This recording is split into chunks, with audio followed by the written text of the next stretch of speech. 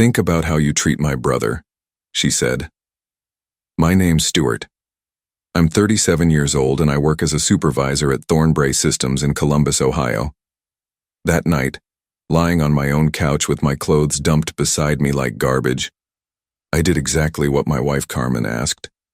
I thought about how I treated Marcus. I thought about how I'd been paying his phone bill for 8 months, how I'd bought him groceries every week without a single thank you, how he left dishes in the sink for days expecting me to clean them, how he borrowed my tools and never returned them, how he used my truck without asking, bringing it back with an empty gas tank. Marcus had been living with us for 1 year and 3 months, not visiting, living. My spare bedroom had become his permanent residence, complete with his gaming setup, his clothes scattered everywhere, and his attitude that I owed him something. The conversation that landed me on the couch had been simple enough. I'd sat down with Carmen and Marcus after dinner, pulled out our monthly budget, and explained that money was getting tight. My company had cut overtime, and Carmen's part-time job at the local clinic wasn't covering the extra expenses Marcus brought. We need to figure out a plan, I'd said, looking directly at Marcus. Either you start contributing to utilities and groceries, or we need to discuss other arrangements. Marcus had laughed. Actually laughed. Other arrangements? This is family, Stuart. You don't charge family. Carmen had jumped in immediately. Stuart, that's completely unreasonable. Marcus is going through a rough patch. The rough patch had lasted over 1 year. Marcus had been looking for work since he moved in, but somehow never quite found anything that met his standards. Too early, too far, not enough pay, wrong type of work. Always an excuse. I'd watched my savings account shrink month by month. Watched Carmen make excuses for behavior she'd never tolerate from anyone else. Watched my own home become a place where I felt like an unwelcome guest. That night on the couch, staring at the ceiling, something shifted inside me. It wasn't anger exactly, more like clarity. I'd been so focused on keeping the peace, on being the understanding husband, that I'd forgotten what it felt like to have my own boundaries respected. Carmen's words echoed in my head. Think about how you treat my brother. I had treated him like family. I'd given him a roof, food, and patience he didn't deserve.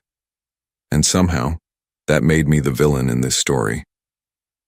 The house was quiet except for the sound of Marcus's television upstairs. My television in my house paid for with my money. I closed my eyes and started making a plan. Carmen and I had been married for 6 years. We'd bought this house together 4 years ago, a modest 3-bedroom place on the east side of Columbus. It wasn't much, but it was ours. Or at least, it had been. Marcus showed up in January of the previous year. Carmen's younger brother, 29 years old and fresh off what she called a bad breakup. He'd been living with his girlfriend in Cleveland, but things went south, and suddenly he needed a place to stay. Just for a few weeks, Carmen had promised, until he gets back on his feet. I'd agreed because that's what you do for family. You help when people need it. My own brother had crashed at my place years earlier when his marriage fell apart. The difference was, Jacob had found an apartment within 6 weeks and paid for groceries the entire time he stayed. Marcus was different. He moved in like he'd been invited to a permanent vacation. The first month, I'd figured he was still adjusting. By the 3rd month, I'd started dropping hints about job hunting. By the 6th month, I'd begun having direct conversations about timelines. Carmen always had an excuse ready. The job market was tough. Marcus was dealing with depression. He'd just started applying for this really promising position. He needed time to figure out his next step. Meanwhile, my grocery bill had doubled. Our utility costs shot up from someone being home all day with the heat cranked and every electronic device running. My truck developed mysterious new scratches and dings. Tools disappeared from my garage. The breaking point conversations had started 3 months ago. Small ones at first. Me mentioning to Carmen that maybe Marcus could help with the electric bill. Her explaining that he was family and I was being petty. Me suggesting he might contribute to household chores. Her reminding me that he was going through a difficult time. Last month I'd tried a different approach. I'd sat down with Marcus directly, man to man. Explained that I wasn't trying to kick him out, but we needed to establish some ground rules about expenses and responsibilities. He'd nodded along, agreed completely, then changed nothing. 2 weeks ago, I'd discovered he'd been ordering takeout on my credit card. When I confronted him, he'd claimed it was a misunderstanding. When I asked Carmen about it, she'd said I was overreacting to an honest mistake. That's when I'd started noticing other things. How Carmen's tone changed whenever I brought up Marcus. How she'd started treating my concerns like character flaws. How she'd begun making me feel guilty for wanting basic respect in my own home. The warning signs had been there for months. I'd just been too busy trying to be the good guy to see them clearly. The realization hit me around 3 a.m., lying on that couch with a thin blanket and a throw pillow that smelled like Marcus's cologne. This wasn't about money. It wasn't about chores or respect or even Marcus's freeloading. This was about the fact that my wife had chosen her brother over me, and I'd been too busy trying to fix things to see it. Carmen had thrown my clothes on the couch like I was a stranger who'd overstayed his welcome. In my own house, because I'd asked her brother to contribute financially or make other living arrangements. I thought about the last year and 3 months.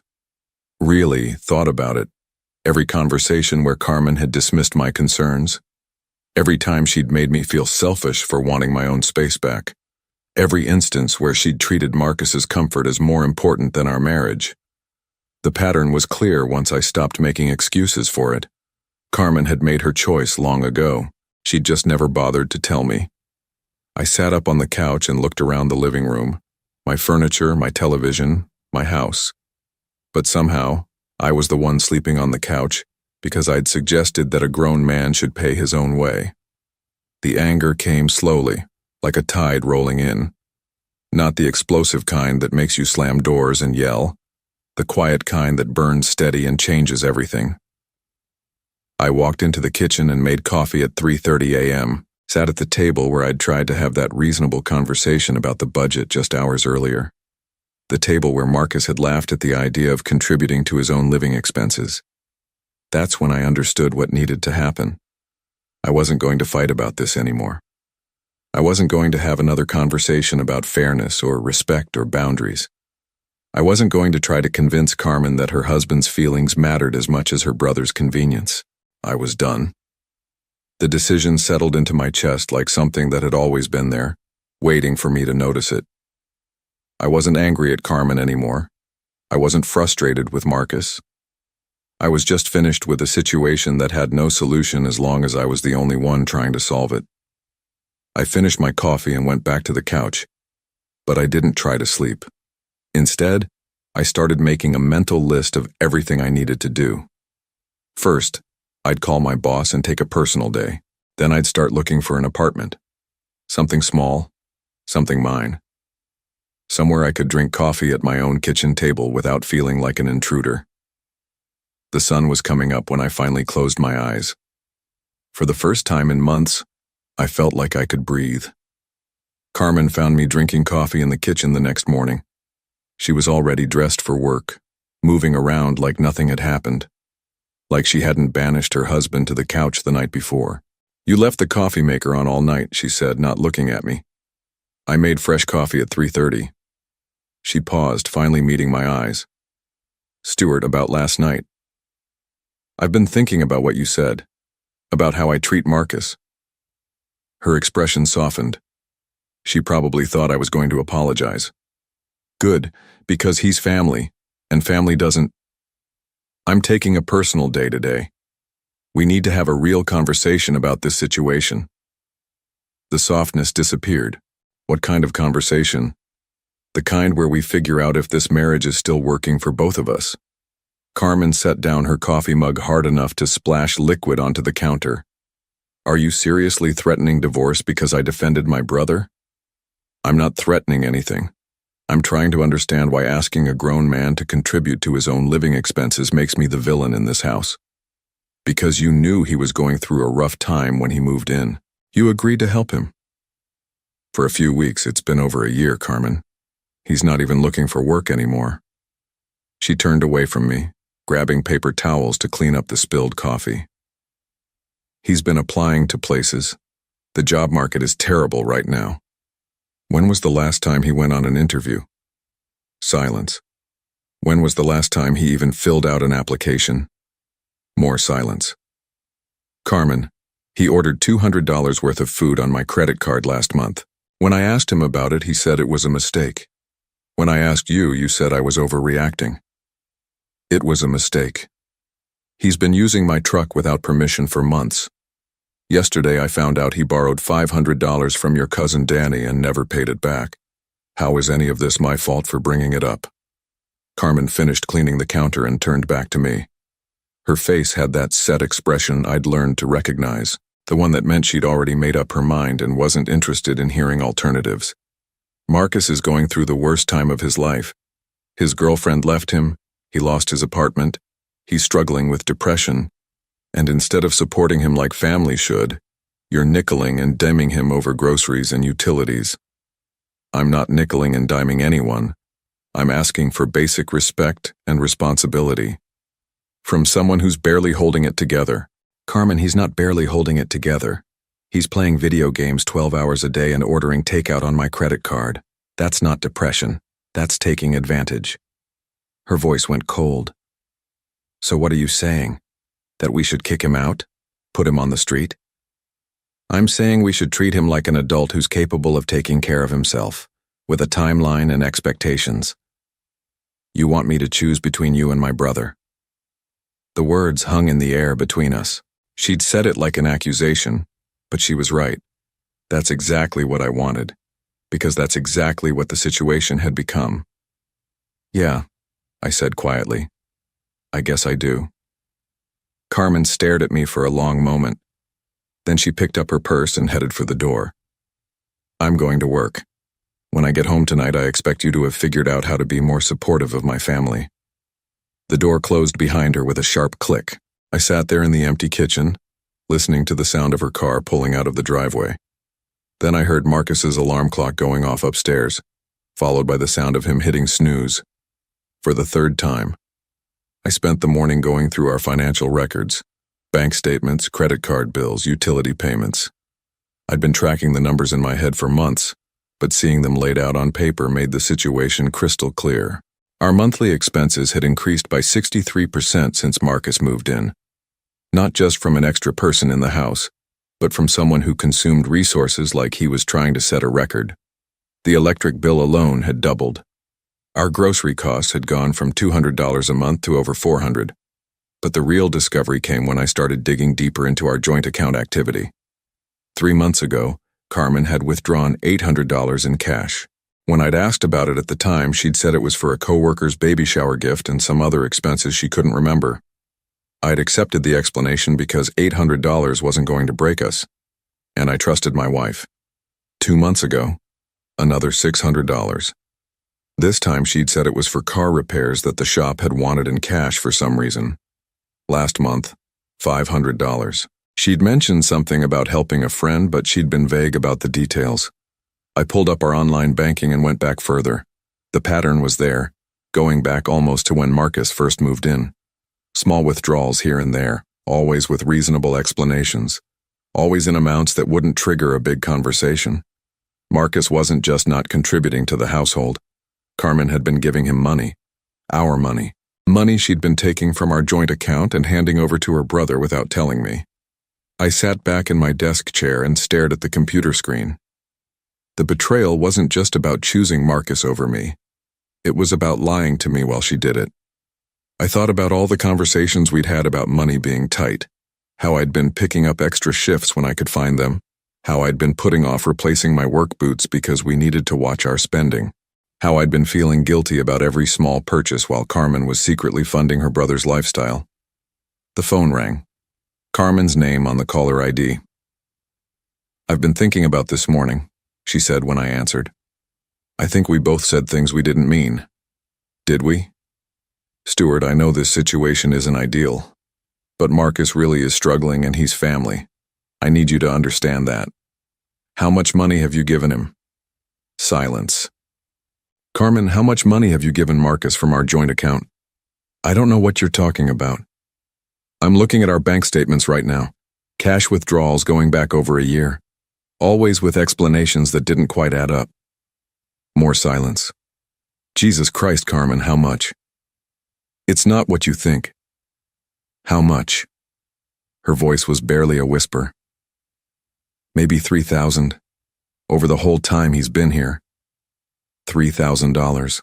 On top of all the food, utilities, and everything else I'd been paying for. $3,000 she'd given to her brother while telling me we needed to tighten our belts. Stuart, he needed help. Real help, not just a place to stay. So you decided to help him with our money without telling me. I knew you'd say no. You're damn right I would have said no. Because we're married, Carmen. We're supposed to make financial decisions together. I was trying to help my family. I thought I was your family too. The line went quiet except for the sound of her breathing. I'll be home around 6, she said finally. We need to talk about this properly. She hung up before I could respond. I didn't wait until 6.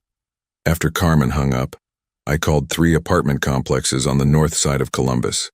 The first one had a 1-bedroom available immediately. The second had a waiting list. The third could show me something that afternoon. I drove to Copperfield Gardens at 2 p.m. and walked through a small 1-bedroom apartment with hardwood floors and a kitchen that looked out onto a courtyard. It was quiet. It was clean. It was mine if I wanted it. I'll take it, I told the property manager. Don't you want to think about it? Talk it over with your wife? No. I signed the lease and paid the deposit with money from my personal checking account.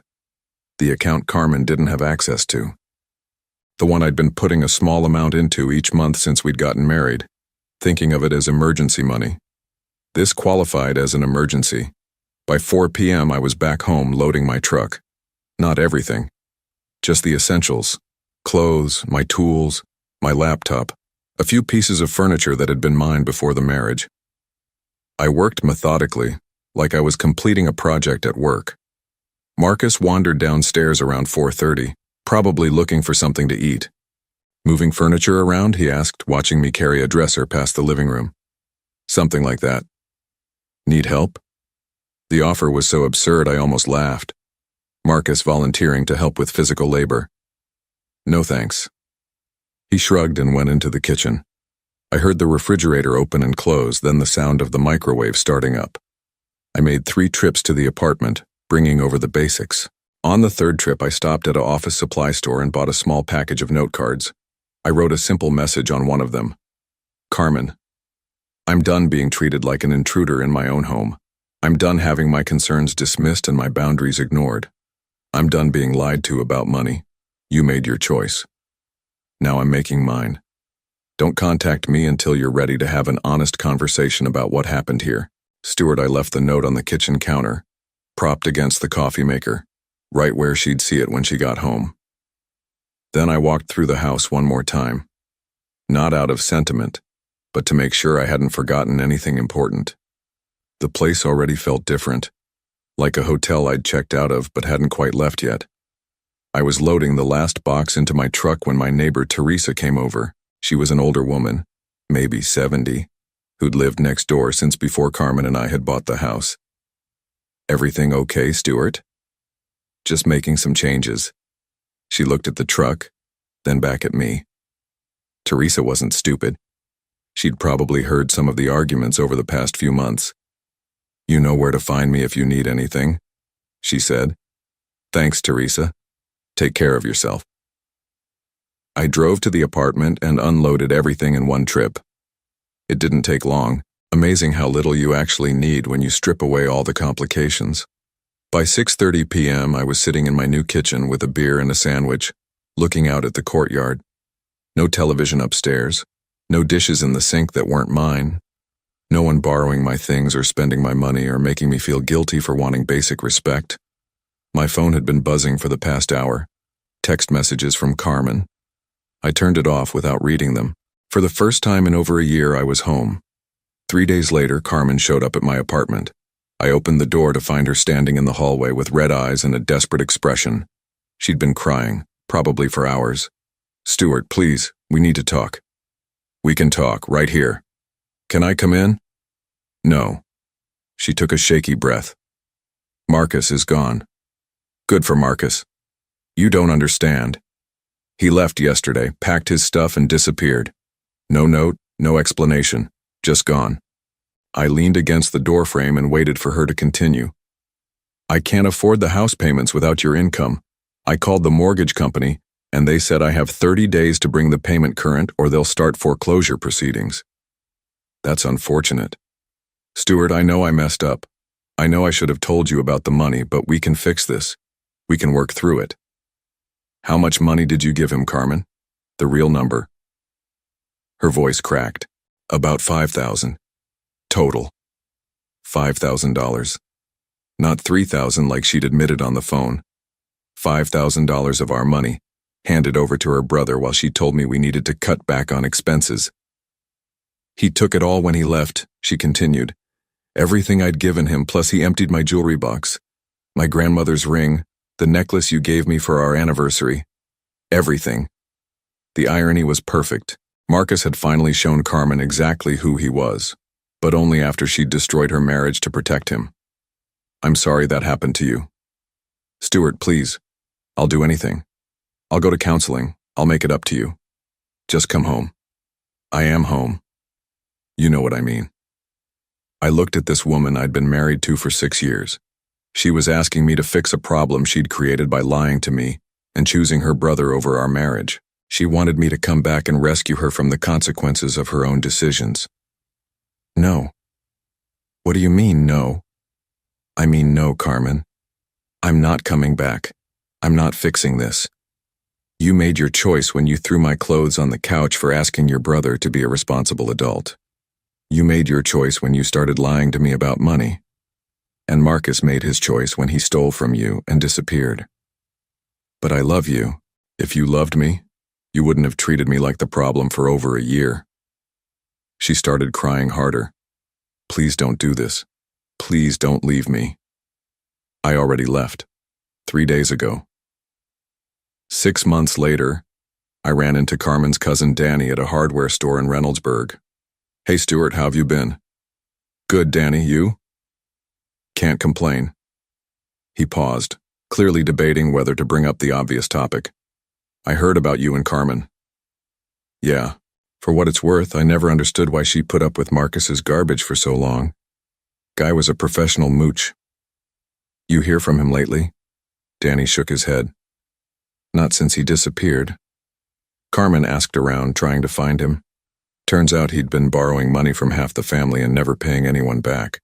My wife told me he owed her sister $800 from 2 years ago. The picture kept getting clearer, even months later. Marcus hadn't just been taking advantage of Carmen and me. He'd been working his way through the entire family, one generous relative at a time. How's Carmen doing? Lost the house last month. She's renting a room from her friend Julie now. Works 2 jobs just to pay for that. Danny looked uncomfortable. She asks about you sometimes, whether anyone's heard from you. I'm doing fine, got my own place, picked up some freelance work on weekends. Life's good. And it was good, better than it had been in years. I'd learned to cook for myself again, made friends with my neighbors, started taking evening walks without wondering what crisis would be waiting for me when I got home. Carmen had lost her house, her brother, and her marriage because she'd chosen to enable someone who didn't deserve it. Marcus had burned through his welcome with everyone who'd tried to help him, leaving a trail of debt and broken trust. Me? I'd learned that sometimes walking away is the only way to save yourself. Some lessons cost more than others, but they're always worth it in the end.